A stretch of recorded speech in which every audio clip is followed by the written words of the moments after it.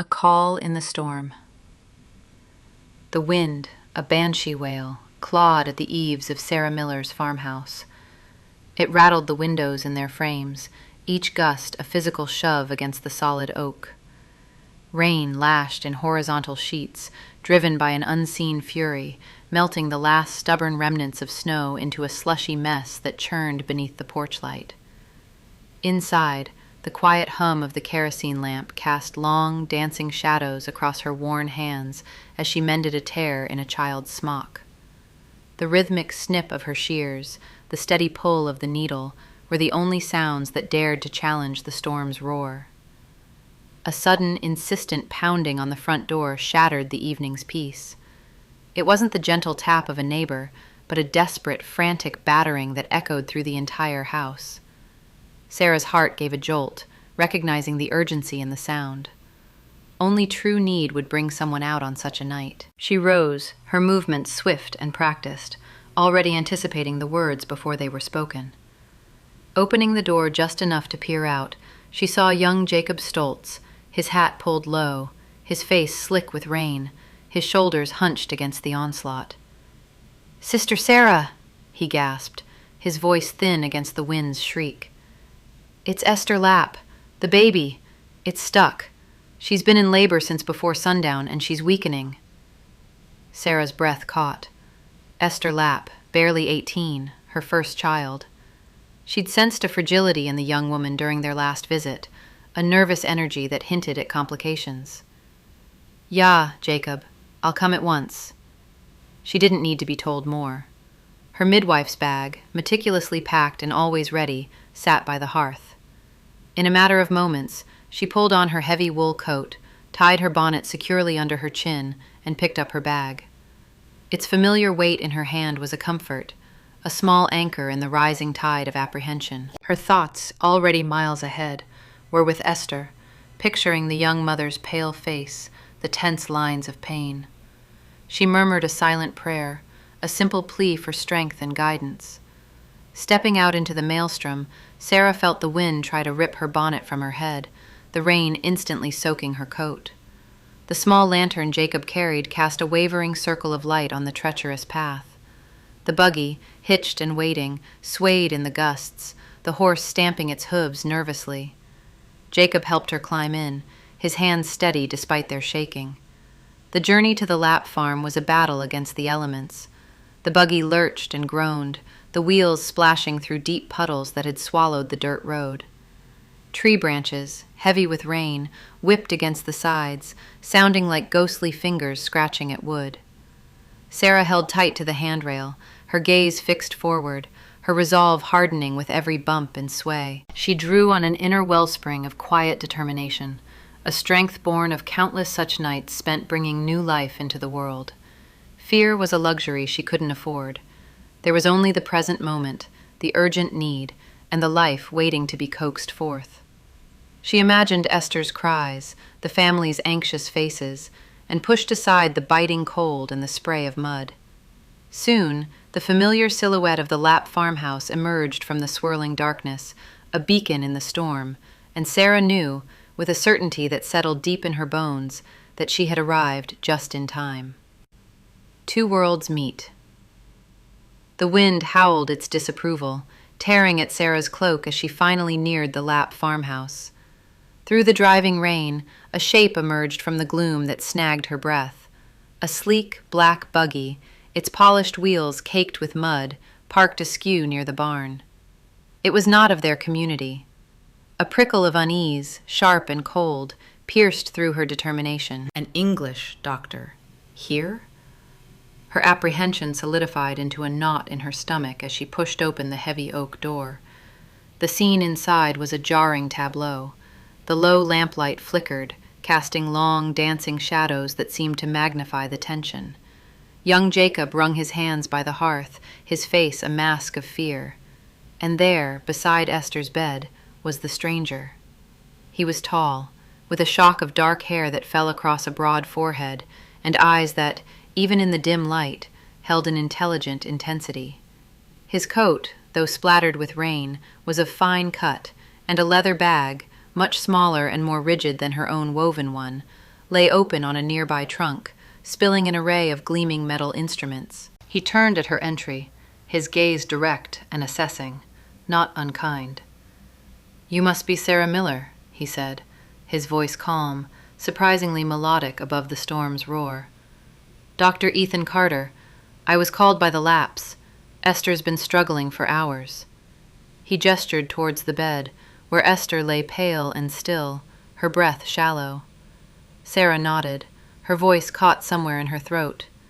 She moved past him, her eyes fixed on Esther, taking in the faint blue tinge to the girl's lips, the way her small body trembled even in repose. This was worse than she'd feared. She reached for Esther's wrist, her fingers finding a faint, thready pulse. "She's exhausted," Sarah murmured, more to herself than to the doctor. "And the baby, it's not descending." "Doctor," Carter stepped closer, his presence warm but not intrusive. "I've checked her. The presentation is posterior, and her heart rate is weakening." He spoke with a quiet authority that grated against Sarah's ingrained distrust of outsiders, especially those who brought such foreign ways into their homes. "I have instruments that could assist, if we can dilate her more." Sarah's gaze flickered to his bag, to the cold, impersonal gleam of steel. She had seen such things in illustrations, heard whispers of the English ways, cutting, forcing, interventions that felt violent to her gentle philosophy of birth. Her walls, carefully constructed over a lifetime of quiet service, rose instantly. "We do not use such things here, Doctor," she stated, her voice firmer than she intended. "God's will guides our hands." A flicker of something, surprise perhaps, or a flicker of understanding, crossed his face. He didn't argue, didn't push. Instead, he simply watched her, his expression thoughtful. Sarah knelt beside Esther, her hand moving to the young woman's swollen belly, murmuring soft words, her touch a balm. She began a gentle massage, a technique passed down through generations, coaxing, encouraging. Dr. Carter observed, his posture attentive. He didn't interrupt, didn't offer advice. He simply absorbed her quiet movements, the rhythmic kneading, the way her eyes, usually so sharp with practical purpose, softened with an almost prayerful intensity. He saw the worn comfort of her hands, the quiet confidence that radiated from her even amidst the crisis. She, in turn, found herself stealing glances at him. He moved with a quiet grace, his eyes constantly scanning, assessing, a subtle frown of concern etched between his brows. He wasn't loud, wasn't arrogant. He was simply present, a keen observer in a world not his own. The storm outside raged on, a fitting soundtrack to the unspoken tension that hummed between the midwife and the doctor, two worlds meeting at the precipice of a new life. A shared struggle. Dusk, a memory now, had long since swallowed the sun, leaving the small farmhouse bathed in the hesitant glow of oil lamps. Hours stretched, marked by Esther's increasingly ragged breaths and the floorboard's rhythmic protest under Sarah's movements. The air thickened, heavy with sweat, liniment, and the metallic tang of struggle. Esther's cries, once sharp, had dwindled to strained gasps, each one tearing at Sarah's heart. The baby, still stubbornly presenting posterior, remained an unyielding presence within. Sarah, her own face etched with fatigue and deepening worry, wiped Esther's brow with a cool cloth. She murmured prayers, her voice a low, steady hum, a counterpoint to the storm raging within the young woman. Dr. Carter, who had observed silently, now drew closer, a calm anchor in the swirling anxiety. He didn't touch, didn't intervene, but his hand hovered, poised. "Her pulse is weakening, Sarah," he said, his voice a melodic whisper cutting through the tension without amplifying it. His winter sky eyes fixed on Esther, not on Sarah, conveying profound concern, devoid of judgment. Sarah nodded, her jaw tight. She felt it. The subtle tremor in Esther's small frame, the increasing effort for diminishing returns. Desperation, cold and sharp, began to prick at the edges of her resolute faith. A glance at Carter's black bag, the polished steel of instruments gleaming faintly, brought an unwelcome, unsettling flicker.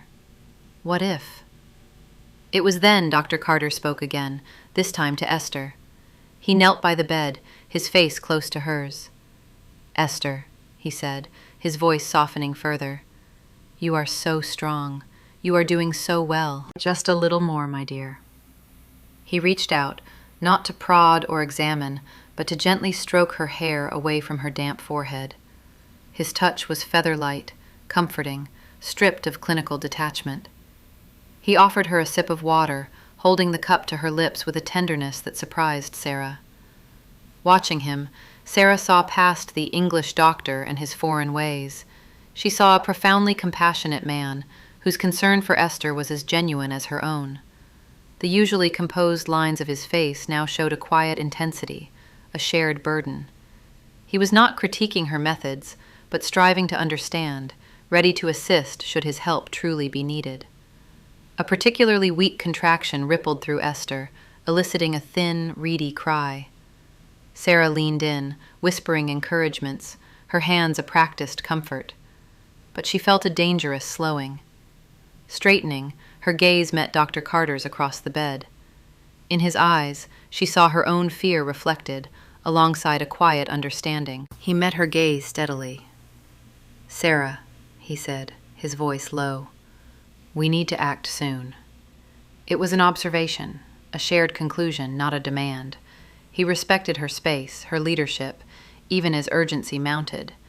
Then, his expression softening again for Esther, he added, "Esther, we are here with you. We will help you. Just trust us." Sarah found herself nodding, a silent, profound agreement passing between them. The rigid wall she had built around her methods, her community, her distrust of outsiders, began to subtly, almost imperceptibly, fracture. In this moment, under the low ceiling of the Lapp farmhouse, there were no English or Amish, no traditional or modern. There were only two people, united by a shared purpose, fighting for a life. Life's first cry. The air hung thick with the metallic tang of blood and the earthy scent of damp straw. Esther's final guttural push echoed through the hushed room, a sound of profound effort and exhaustion. Then, a sudden, unnerving silence descended. The baby emerged, small and slick, a tiny, crumpled form that lay unnervingly still in Sarah's hands. No lusty cry, no gasp for air, just a terrifying quiet that stole the breath from every witness. Fear, cold and sharp, pierced through the weariness in Sarah's bones. The baby's skin, a pale, mottled blue, did not deepen into the pink of new life. Its chest remained motionless. Sarah's heart hammered against her ribs, a frantic drumbeat of dread. This was the moment midwives feared, the cruel twist of fate after such a long, arduous struggle. Her gaze, wide with alarm, shot across the dim room to meet Dr. Carter's. His eyes, usually so calm, now mirrored her own stark terror. No words were needed. The unspoken question hung heavy between them. What now? Their initial distrust, their differing worlds, vanished in the face of this immediate, critical threat. A silent, desperate accord formed, a fragile bridge built on shared panic and the desperate need to save a life. Without a moment's hesitation, Dr. Carter moved. His movements were fluid, decisive, a testament to years of practiced emergency. He leaned closer, his fingers deftly clearing the baby's mouth and nose of fluid, a small rubber bulb appearing from his bag as if by magic. Sarah, meanwhile, had already begun to rub the baby's back vigorously with a clean cloth, her touch firm yet gentle, willing a breath into the tiny lungs. The silence stretched, agonizing, punctuated only by Esther's shallow, ragged breathing from the birthing bed. Dr. Carter placed his ear to the baby's chest, his brow furrowed in intense concentration. He shook his head almost imperceptibly, a gesture that twisted a fresh knot of ice in Sarah's stomach. He took a deep, steadying breath, then, with incredible tenderness, placed his lips over the baby's mouth and nose. A small puff of air, then another. A gentle, rhythmic resuscitation. Sarah continued her ministrations, her hand never ceasing its circular motion on the baby's back, her mind a whirlwind of prayers and desperate hope. Minutes crawled by, each second an eternity. The air in the small room grew taut with the collective anxiety of the lapse gathered there, their faces etched with concern, their gazes fixed on the two figures bent over the silent infant. The only sound was the faint, rhythmic whoosh of Dr. Carter's breath and the soft rasp of Sarah's cloth against the baby's skin. Then, a flicker, a tiny, almost imperceptible tremor in the baby's chest. Sarah saw it, her breath catching in her throat. Dr. Carter pulled back, his eyes searching, hopeful. He placed his ear to the chest again, his hand hovering, ready. And then, a sound. Small, reedy, like a fragile reed flute. A gasp, a ragged, protesting cry that was barely audible but shattered the suffocating silence. It was the most beautiful sound Sarah had ever heard. The baby's skin, slowly, wondrously, began to deepen into a healthier hue, a blush of pink replacing the alarming blue. Relief, potent and overwhelming, washed over Sarah, making her knees tremble. She looked at Dr. Carter, a profound gratitude blooming in her chest. His face, still strained, relaxed into a small, weary smile. Their eyes met again, but this time, the shared understanding was not born of fear, but of triumph. They had done it, together. A life, teetering on the precipice, had been pulled back by their combined efforts, a silent, powerful collaboration that had transcended their differences. The baby, no longer silent, continued to emit its soft, mewling cries, a testament to the fragile miracle they had just witnessed. After the storm, the tiny cries, no longer a desperate plea for life, but a robust declaration of it, echoed in the small cabin. Sarah, still holding the now pink bundle, felt the last vestiges of adrenaline drain from her body, leaving her profoundly weary but utterly buoyant. Dr. Carter, his face streaked with sweat and soot, leaned against the rough-hewn wall, his chest heaving. The heavy silence that had gripped them in terror was replaced by the baby's indignant wails, punctuated by Esther's soft, joyful whimpers. He's beautiful, Sarah," Esther whispered, her voice weak but laced with an almost disbelieving wonder. Sarah carefully swaddled the infant, her hands still trembling slightly, and carried him to his mother. Esther reached out, her fingers brushing the soft down on his head, a tear tracing a path through the grime on her cheek. Dr. Carter watched the interaction, a gentle smile playing on his lips. It wasn't the triumphant grin of a man who had conquered a challenge, but the quiet satisfaction of one who had simply helped. "Let's get you both cleaned up," Sarah murmured, her gaze meeting Dr. Carter's across the dim room. There was no need for words. The unspoken understanding of what they had just shared, what they had accomplished together, hung in the air, thick and tangible. The barriers that had stood so firmly between them, built of suspicion and differing philosophies, had crumbled under the immense pressure of their shared purpose. He nodded, pushing himself off the wall. The cabin, once a scene of frantic activity, now seemed to settle into a peaceful hum. Sarah began to fetch fresh linens and warm water, her movements more deliberate now. Dr. Carter, with an unexpected thoughtfulness, helped her clear away the bloody rags and soiled blankets, his touch efficient yet respectful. He moved with a quiet competence that belied his earlier intensity, his earlier desperation. As they worked side by side, cleaning, tidying, and attending to Esther and the baby, a comfortable rhythm developed. He checked Esther's pulse and breathing with his stethoscope, his brow furrowed in concentration. "She's stable, but she needs rest and nourishment," he stated, his voice now calm and measured, a stark contrast to the urgent directives he'd issued moments before. Sarah, nursing the baby to Esther's breast, watched him. His earlier urgency, his almost desperate plea for her cooperation, now seemed like a distant echo. The image of his hands, so precise and sure, as he cleared the baby's airway, flashed in her mind. Then his mouth on the baby's, breathing life back into that still form. There was no arrogance in his actions, only a profound dedication to saving a life. Her earlier distrust, Her certainty that his methods were cold and impersonal now felt like a foolish prejudice. She had seen his raw humanity, his genuine fear, and his immense relief. When the cabin was finally restored to a semblance of order, the baby asleep in Esther's arms, and Esther herself drifting into a much-needed slumber, Sarah and Dr. Carter stood by the hearth. The fire, now burning steadily, cast dancing shadows on their faces. "You did well, Sarah," Dr. Carter said, his voice soft, almost a murmur. "Your knowledge, your intuition, it was invaluable." A warmth spread through Sarah at his words, deeper than the heat from the fire. She looked at him, truly looked at him, seeing past the foreign attire and the medical instruments, to the kindness in his eyes, the weariness etched around them. "And you, doctor," she replied, her own voice uncharacteristically gentle. "Without your methods, I don't know if we would have succeeded."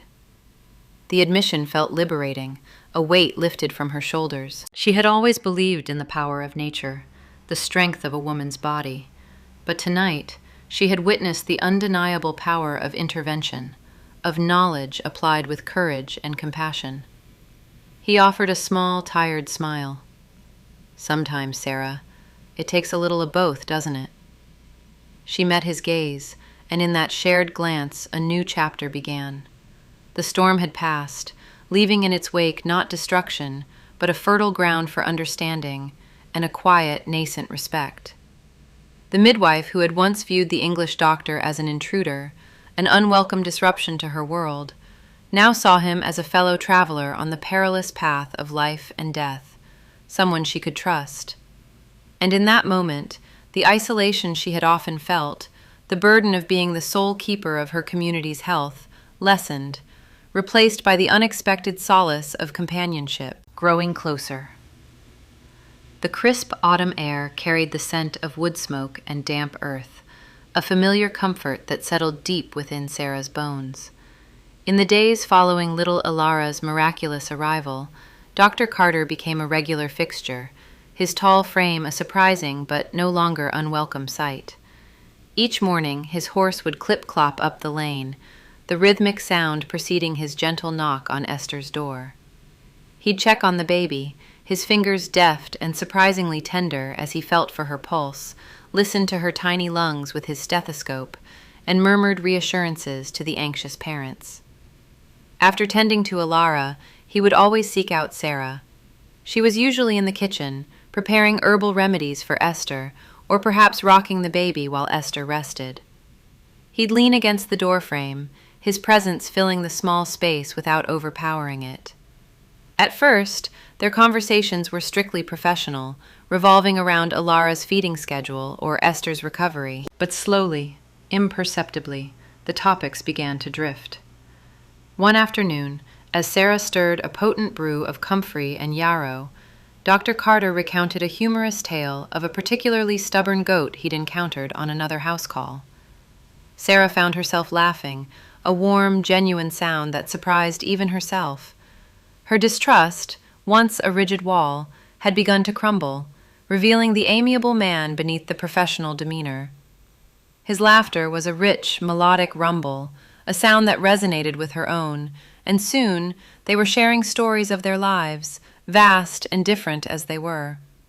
He spoke of his youth in England, of dusty medical school textbooks and late-night hospital shifts, the relentless pursuit of knowledge that had defined his early career. Sarah, in turn, found herself sharing snippets of her own life. The quiet rhythms of the Amish community, the joys and heartaches of aiding countless births, the deep connection she felt to the natural world and its healing properties. She described the satisfaction of seeing a new life enter the world, the raw beauty of creation. He listened intently, his gaze unwavering, a genuine curiosity in his eyes that made her feel truly seen. Their shared laughter became a comfortable punctuation mark in their days. Sarah discovered he had a dry wit, a subtle humor that often caught her off guard and made her smile. He, in turn, seemed captivated by her quiet strength and the depth of her wisdom, gleaned not from books, but from years of hands-on experience and a profound connection to the cycles of life. "You know," he remarked one afternoon, watching her expertly swaddle Alara, "I've never seen anyone so instinctively understand a child's needs." Sarah merely smiled, a faint blush rising to her cheeks. "It's a gift, I suppose, and many years of practice." Their interactions began to take on a comfortable routine, a predictable rhythm that Sarah found herself anticipating. The thought of his impending departure, when Alara and Esther were fully recovered, began to prickle at her, a subtle unease she tried to ignore. She had grown accustomed to his visits, to the lively discussions, the easy companionship that had blossomed between them. It was a strange, unprecedented feeling, this quiet joy she found in his company. The tension that had once been a constant hum between them had evaporated, replaced by a growing sense of ease, an unspoken understanding that transcended their differing worlds. They were two individuals, brought together by circumstance, now finding common ground in the shared miracle of a tiny life saved, and in the quiet unfolding of their own unexpected connection. Whispers in the community. The crisp autumn air, usually a balm to Sarah's spirit, now carried a subtle chill, not from the weather, but from the keen eyes of her neighbors. Doctor Carter's continued presence in their valley, far beyond what any emergency might warrant, had become the subject of hushed conversations that rippled through the community like stones dropped into a still pond. His daily visits to Esther's farm, initially accepted as professional duty, had stretched into a second week, then a third. The sight of his polished buggy, a stark contrast to the familiar gray and black of their own, was no longer a novelty, but a fixture. Sarah felt their gazes, in the market, across the fields, even during Sunday service. They were not accusatory, not yet, but brimming with a curiosity that prickled her skin. She had always been an integral part of this community, her hands trusted, her judgment revered. Now, a new kind of space seemed to be opening around her, a subtle distancing. Martha Hostetler, a woman whose kind eyes missed nothing, was often the first to offer a plate of cookies to Esther, or a thoughtful question to Sarah about the baby's progress. But lately, her visits were punctuated by longer silences, her gaze lingering a moment too long on Sarah's face, then flicking towards the path Dr. Carter's buggy would take. One afternoon, as Sarah helped Esther with some mending, Martha arrived with a basket of fresh eggs. "Alara is growing so fast," Martha observed, her voice soft but her eyes assessing. "And the English doctor, he seems quite dedicated to her health." Sarah nodded, her needle steady. "He is thorough." "Indeed," Martha hummed, picking at a loose thread on her apron. "Very thorough.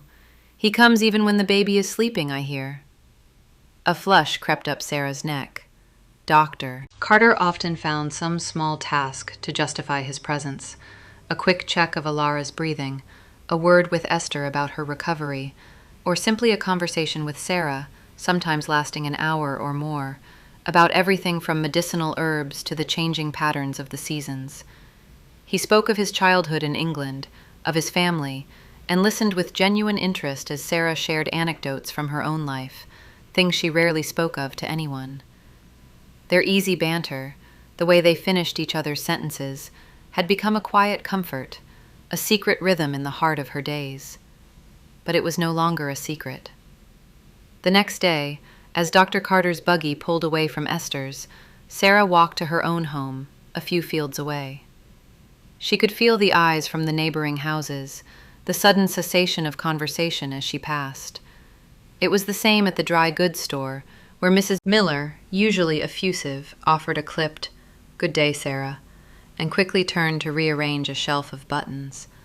The children, usually eager to greet her, paused their games, their small faces mirroring the unspoken questions of their elders. Sarah had always moved with a quiet confidence through her world, secure in her place. Now, she found herself hunching her shoulders slightly, her gaze fixed on the worn path beneath her feet. The whispers weren't audible, not directly, but she felt their presence like a physical pressure. Why was he still here? What did they talk about? Was it proper? She knew the rules, the unwritten laws that governed their lives. Outsiders were to be treated with Christian charity, but kept at a respectful distance. And a single woman, especially one in her position, was expected to maintain an unimpeachable propriety.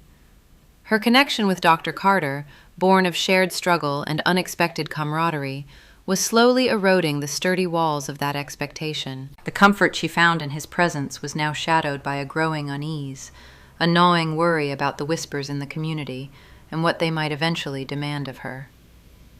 A forbidden heart. The crisp morning air, once merely a signal for chores, now thrummed with a different kind of promise.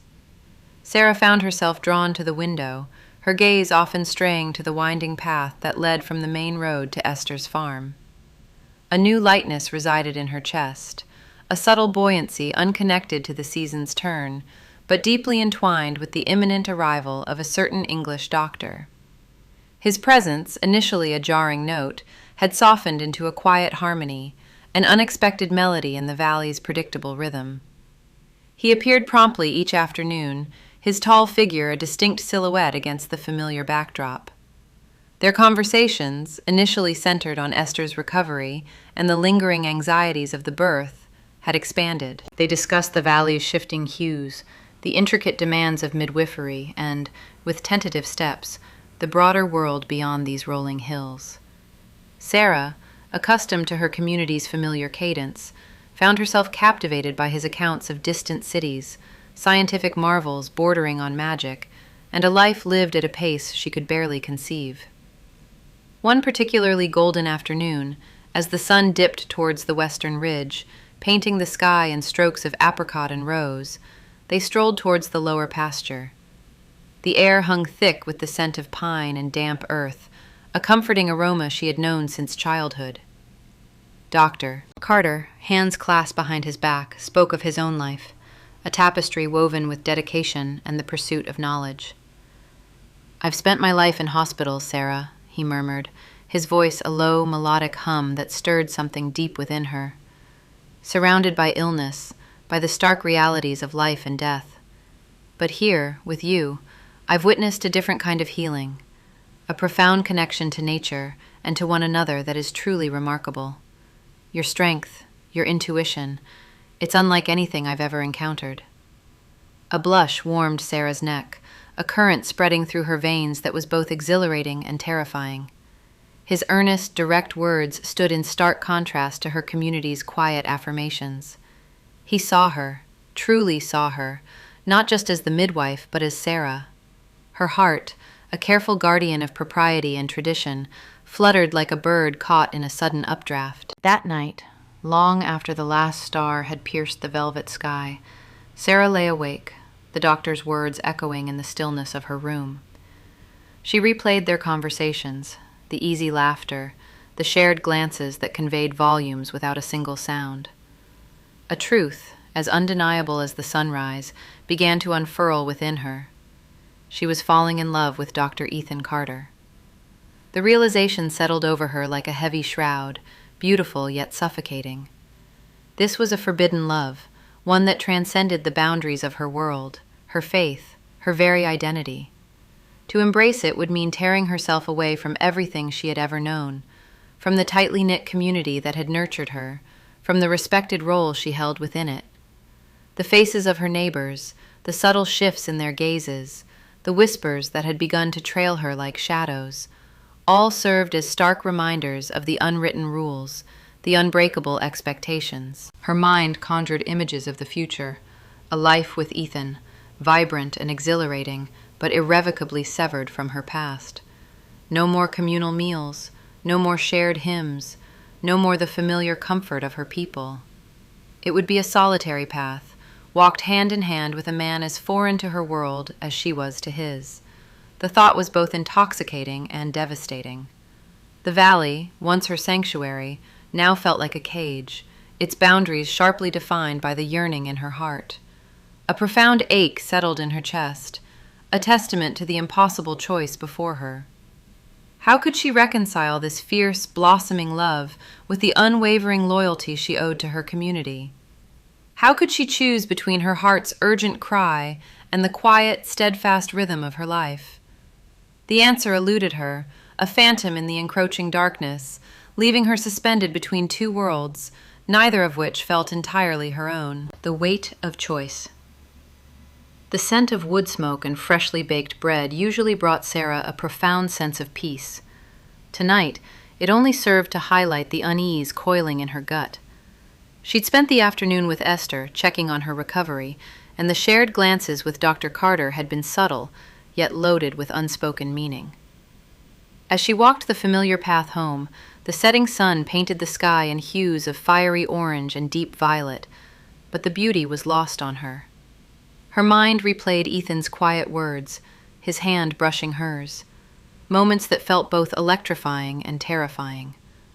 Bishop Samuel Fisher stood by his gate, his silhouette stark against the fading light. He was a man whose wisdom was etched into the lines around his eyes, his presence always commanding respect. Sarah braced herself. She knew this conversation was coming.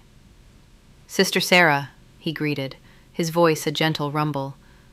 "The Lord has blessed us with your unwavering devotion. The community relies on your steady hand and pure heart." He paused, his gaze thoughtful, lingering on her. "Your calling, chosen by God and affirmed by our elders, is a sacred trust. It binds you to us, to our ways, to our future." Sarah's throat tightened. There was no accusation in his tone, only a profound reminder, a reinforcement of the unspoken rules that governed their lives.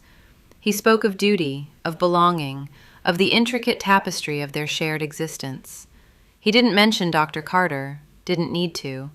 The implication hung heavy in the air, a silent weight pressing down on her. Her duties as a midwife extended beyond the birthing room. They encompassed the very fabric of their community, her adherence to their ordnung. She nodded, unable to speak, the weight of his words settling deep within her. The next few nights offered little respite. Sleep became a fleeting visitor, chased away by a relentless internal debate. Her small cottage, usually a sanctuary of quiet contemplation, now felt like a cage. She loved her community with fierce devotion, a love born of shared history, deep faith, and an understanding that permeated her very being. It was the only life she had ever known, a life she had always embraced without question. But now, another love, unexpected and vibrant, had taken root, threatening to sever her from everything she held dear. She recalled Ethan's smile, the way his eyes crinkled at the corners when he listened intently, the shared laughter over a silly misunderstanding during Esther's labor. He saw her, truly saw her, not just as the midwife, but as Sarah. He understood her strength, admired her fierce loyalty, and respected her deep faith, even as he embodied a world so different from her own. How could a love so pure, so honest, be forbidden? One afternoon, as Sarah checked on Esther and the new baby, Ethan found her alone in the quiet parlor. He didn't speak immediately, his gaze searching, understanding. "You've been troubled," he said softly, his voice a balm to her frayed nerves. "I see it in your eyes, Sarah." He moved closer, not touching her, but his presence was a warm comfort. "I would never ask you to choose, not truly. I know what your community means to you, what your role signifies. It's part of who you are, a beautiful part." He paused, choosing his words carefully. "My feelings for you, Sarah, are real. They are deep, and they grow stronger with each passing day. But they come without demands. I simply wanted you to know that. Whatever path you choose, whatever decision you make, I will understand. My admiration for you, my respect, my affection, none of that changes." His sincerity was a powerful force, easing some of the knots in her stomach. He wasn't pressuring her, not with words, not with expectations. He was simply laying bare his heart, offering understanding where she had expected demands. It was a gesture of profound love, one that acknowledged the insurmountable chasm between their worlds, yet still dared to hope. But his understanding, while comforting, didn't erase the bishop's words or the expectations of her community. It merely reframed her dilemma, making her choice feel even more significant, even more agonizing. The path ahead was shrouded in uncertainty, and Sarah knew that whatever decision she made, it would carry the weight of her entire world. A bittersweet farewell. The crisp morning air usually brought with it a sense of renewal, but today it felt heavy, laden with unspoken goodbyes. Sarah had barely slept, the bishop's words echoing in one ear, Ethan's gentle confession in the other. Her heart, a battlefield of duty and desire, throbbed with a dull ache. Just as the first rays of sun kissed the frost-covered window pane, a frantic knock shattered the quiet. It was Jacob Lapp, his face pale with worry. "Sarah, it's Esther." "The pains. They started yesterday, but now she's fading." Sarah's midwife instincts, honed over decades, immediately superseded her personal turmoil. Esther, barely 18, was due with her first child. This was her community, her calling. Without a word, she grabbed her satchel, the worn leather a familiar comfort in her trembling hand. When she arrived at the small Lapp homestead, the air was thick with tension. Esther lay on the bed, her breath shallow, a sheen of sweat on her brow. Her mother, Martha, wrung her hands, her eyes wide with fear. Sarah's gaze swept over the scene, assessing, planning. This wasn't just another birth. It was a test, a reaffirmation of her purpose. Hours blurred into a grueling struggle. Esther's contractions were weak and irregular, her strength ebbing with each passing minute. Sarah tried every traditional remedy, every gentle encouragement, but the baby remained stubbornly unmoving. The weight of responsibility pressed down on her, a familiar burden that now felt heavier, tinged with a new, profound sadness. She thought of Ethan, of his skilled hands, his calm presence. A pang of longing, sharp and unwelcome, pierced through her focus. Then, a quiet knock. Ethan Carter stood in the doorway, his tall frame filling the space, a medical bag in his hand. Jacob, in desperation, must have sought him out. Sarah's breath hitched. His presence was both a relief and a torment. He offered a small, understanding smile, his gaze sweeping over the exhausted room before settling on Esther. "May I?" he asked, his voice a low rumble that cut through the strained silence. Sarah nodded, her throat tight. They worked together as they had before, a seamless dance of intuition and science. Ethan's instruments, once alien and threatening, now seemed like extensions of their shared purpose. He monitored Esther's vitals, his brow furrowed with concern, while Sarah continued her ministrations, her touch gentle, her words soothing. Finally, after what felt like an eternity, a tiny cry pierced the air. A baby girl, small but perfect, squalling lustily. Relief washed over the room, a collective sigh. Sarah held the newborn, her heart swelling with the familiar joy of new life, a joy that was now inextricably linked with a profound sense of sacrifice. Later, as Ethan packed his bag, the Lapp's gratitude palpable in the quiet room, Sarah followed him outside. The sky was painted in hues of orange and purple, a beautiful, melancholic backdrop to their final conversation. "She's strong," Ethan said, referring to Esther, his voice soft. "And the baby is beautiful. You did well, Sarah." She looked at him, truly looked at him, her eyes tracing the lines of his face, imprinting them on her memory. His kind eyes, the gentle curve of his smile, the way his hand instinctively reached for hers. "Ethan," she began, her voice barely a whisper, I cannot leave." His hand, which had been reaching for hers, paused in midair, then slowly lowered. His expression remained unreadable, but a flicker of pain, quickly masked, crossed his features. "I understand," he said, his voice quiet, devoid of accusation. "Your calling, it's a powerful one." Tears welled in Sarah's eyes, hot and stinging. "You showed me a love I never thought possible," she confessed, her voice thick with emotion. "A different world, a different way of being, and for that I will be forever grateful." She reached out, her fingers brushing his arm, a fleeting, desperate touch. "But my path, it is here, with my people.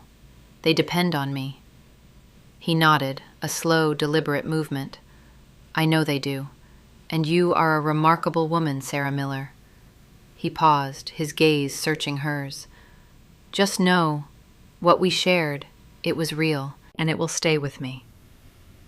He turned then, his tall figure silhouetted against the fading light. Sarah watched him walk away, each step taking him further from her world, from the life they had briefly, wonderfully imagined. The ache in her heart intensified, a bittersweet symphony of love and loss. The community had been saved, a new life brought into the world, and Sarah had reaffirmed her place within it. But the cost of that commitment was a farewell to a love that had bloomed unexpectedly, a love that would forever reside in the quiet chambers of her heart. A quiet memory. The mingled scents of lavender and dried herbs provided a familiar solace in Sarah's small cottage, an anodyne for the persistent ache nestled in her chest. Life, in its relentless unfolding, pressed onward. Sun waxed and waned, seasons cycled, and the women of her community continued to seek her counsel and skilled hands. She was Sarah Miller, the revered midwife, her character unblemished, her dedication absolute. Yet, deep within her, a particular memory shimmered, a carefully banked ember, never quite extinguished. Just last week she had delivered Martha Yoder's fifth child, a robust, healthy boy whose arrival was heralded by a lusty cry. As she had enfolded him in a swaddling cloth, the comforting weight of the newborn in her arms, a phantom echo of Ethan's resonant voice had stirred in her mind. It was a whisper from another birth, another infant's life secured. The image of his hands, so unlike her own yet moving with effortless synchronization, arose unbidden. He had radiated such certainty, such calm, even as despair had threatened to engulf her. That day, within Esther's dimly lit cottage, had forged an extraordinary connection. Not the kind spoken of in hushed reverence or celebrated with communal feasts, but a silent understanding. It was a bond woven from shared purpose, mutual esteem, and an undeniable affinity that transcended their divergent worlds. He had perceived beyond her traditional attire, past her initial reserve, to the woman beneath, the midwife whose compassion ran deep. And she, in turn, had looked past his modern instruments and his English customs to the compassionate healer, a man whose heart beat with a profound empathy she rarely encountered. Sometimes, when the autumn wind rattled her window panes, or the distant cry of a hawk pierced the afternoon stillness, she allowed herself a flicker of recollection, a moment to savor the warmth of his touch, the intensity of his gaze, the way his laughter had crinkled the corners of his eyes. These were not recollections she harbored with regret, not precisely. Instead, they were precious fragments, smoothed by the currents of time, held close like a secret pearl. Her choice had been made, irrevocably. Loyalty to her community, to the vocation she had embraced since girlhood, had triumphed over the tumultuous stirrings of her own heart. The nascent whispers, the subtle shifts in her neighbors' glances, had served as stark reminders of their unwritten tenets. She belonged here, among her people, bound by the familiar cadences of their shared existence. Yet, there was no bitterness, no resentment, only a quietude. The affection she had shared with Ethan, however fleeting, however impossible, had opened her heart in ways she hadn't known possible. It had illuminated a different path, a distinct form of life, even if it was one she could not tread. That brief glimpse, that profound connection, had enriched her, deepening her understanding of humanity, of love itself. She recalled his parting words, the raw anguish in his eyes mirroring her own. "You belong here, Sarah," he had said, his voice thick with unspoken emotion. "And I belong to the wider world." It was a testament to his insight, his respect for her decision, even as it rent them both. He hadn't sought to sway her, hadn't pleaded. He had simply accepted, with a grace that still humbled her. The community had, in time, settled back into its comfortable rhythm around her, The whispers had receded, replaced by the steadfast trust and respect she had always commanded. She remained Sarah, the unwavering midwife, always present when needed. But within her, something subtle had transformed. Perhaps a greater tenderness, a deeper wellspring of compassion for the unspoken struggles she witnessed in the women she attended. Her experiences with Ethan had broadened her perspective, softening the rigid edges of her traditional views, molding her into a more empathetic caregiver.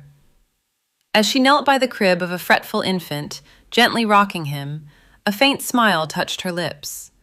The love she had felt for Ethan was not gone. It had simply transmuted. It was a quiet memory now, a cherished part of her, a testament to the unexpected beauty that could blossom even in the most improbable of circumstances. She was grateful for it, deeply and profoundly grateful, for the man who had shown her a different kind of love, a love that was never meant to be, yet had left an indelible mark upon her soul. It was a love that, in its own way, had helped her become an even better midwife, a more complete woman.